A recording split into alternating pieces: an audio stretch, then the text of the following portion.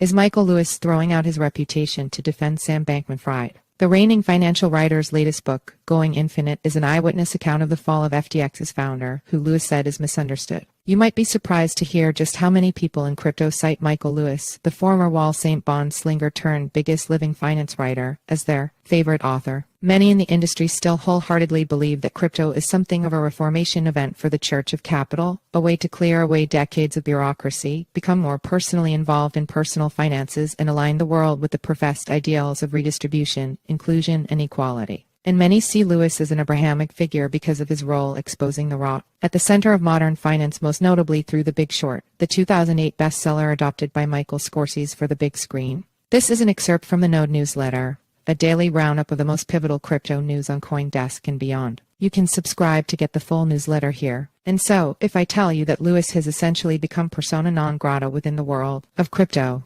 it's with a heavy heart. Almost overnight, Lewis' reputation as the Virgil of Wall Street, the financial crime writing extraordinaire, has tanked, all due to what can only be described as a profoundly ill-advised 60 Minutes interview on Sunday, which served as the kickoff media event for his latest book, Going Infinite. It was an appearance that all but solidified the idea that Going Infinite, Lewis' 21st book, will be a hagiography of Sam Bankman-Fried, the disgraced founder of the now bankrupt crypto exchange, and one that raised serious questions about Lewis' role in this long nightmare. We should caveat this with a few hugely important details. Almost no one outside of publisher Norton or Lewis Circle has read the book, which publishes tomorrow, coinciding with the start of Sam Bankman-Fried's trial, where the disgraced founder is set to plead not guilty to multiple counts of fraud. It's also forgivable that Lewis, like most reporters with direct access to SBF, missed the red flags at FTX. Bankman-Fried was a media phenomenon, a self-made billionaire who stood for capitalism done right, represented by his political donations, charitable commitments, and shabby attire, even if he didn't exactly come from rags. Things that now seem like obvious warning signs, like FTX's meteoric growth and seemingly boundless spending, were the story everyone wanted to tell. As Lewis told 60 Minutes, "You gotta remember, I knew nothing about him.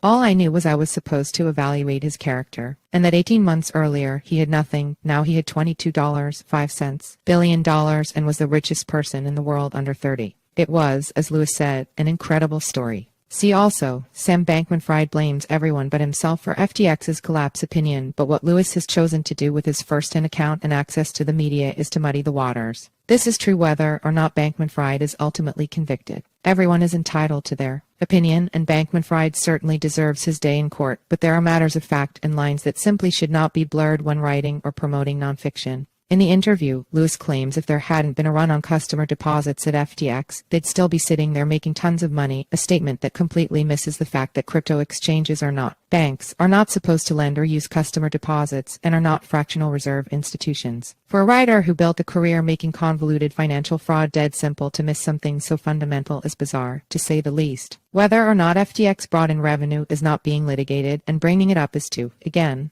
missing the gigantic fraud-shaped hole in FTX's books and SBF. Talking point. It's enough to make a CoinDesk editor ask, maybe rhetorically, whether Bankman-Fried is something on Lewis. There doesn't have to be an embarrassing photo of Lewis, like kissing a goat at a Bahamian rave, for this to be a question worth asking. In fact, on 60 Minutes, Lewis notes that he essentially worked as an advisor for FTX, raising the issues of conflicts of interest. To be fair, this was likely informal, and a result of Bankman-Fried's boundless impropriety. Lewis reportedly met with the wonderkind more than 100 times, speaking for countless hours over 2 years. But the idea that Lewis could be a neutral observer is shattered. Others have brought up the idea that Lewis may have been and could still be financially ensnared in the web of FTX corporate, a tangle of over 100 shell companies and subsidiaries. Venture capitalist Nick Carter, for instance, flagged the partnership between SBF's hedge fund Alameda Research and IEX, an alternative stock exchange that Lewis profiled in the 2014 book Flash Boys. Fortune speculated the exchange tie-up could have been a way to bring FTX to the U.S.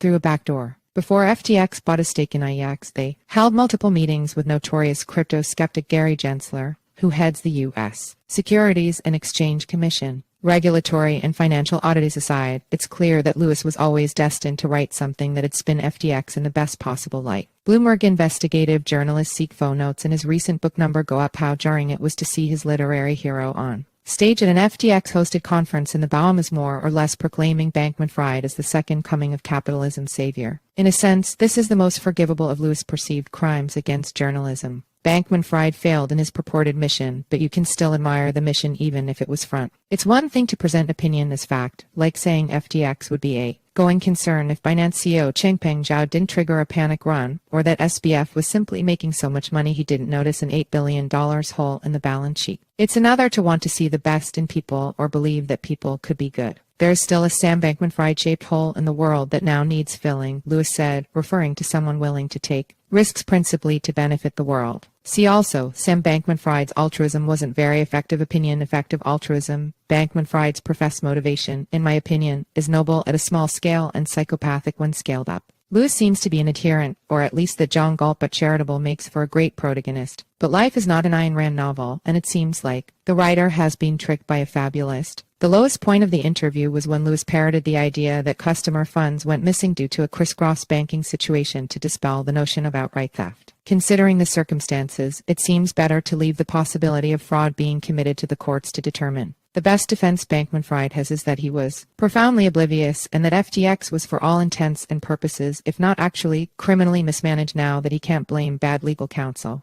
That Lewis seems willing to speak up for a perennially misunderstood man-child with few other public defenders is basically a gamble. What he's wagering is a well-earned reputation.